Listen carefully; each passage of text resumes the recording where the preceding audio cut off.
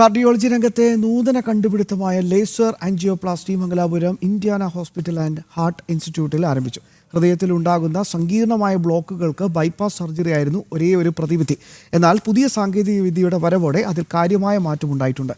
Ultra violet laser രശ്മികൾ ഉപയോഗിച്ച് ധമനികൾക്കുള്ളിലെ ബ്ലോക്കുകൾ ബാഷ്പീകരിച്ച് നീക്കം ചെയ്യുന്നതാണ് ലേസർ ആൻജിയോപ്ലാസ്റ്റി. ലേസർ ആൻജിയോപ്ലാസ്റ്റിയുടെ വരവ് ഇന്ത്യാനയുടെ കാർഡിയക് ചികിത്സാ മേഖലയിൽ കൂടുതൽ കരുത്തു പകരുമെന്ന് ആശുപത്രി മാനേജ്മെന്റ് വ്യക്തമാക്കി.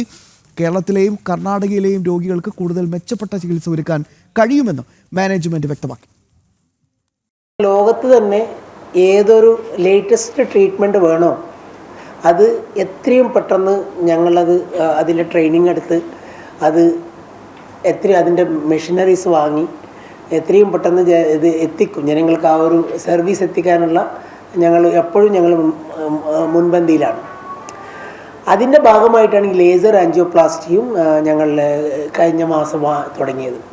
അപ്പോൾ ഈ ലേസർ ആൻജിയോപ്ലാസ്റ്റി ഏത് പേഷ്യൻസിനാണ് ഉപയോഗിക്കുന്നതെന്ന് ചോദിച്ചു കഴിഞ്ഞാൽ മെയിനായിട്ട് ബൈപ്പാസ് സർജറിക്ക് നമ്മൾ റെഫർ ചെയ്യുന്ന പേഷ്യൻസിൻ്റെ ഒരു വിഭാഗം കംപ്ലീറ്റ് നമുക്ക് ലേസർ ആൻജിയോപ്ലാസ്റ്റിയിലൂടെ ആൻജിയോപ്ലാസ്റ്റി ചെയ്യാൻ പറ്റും.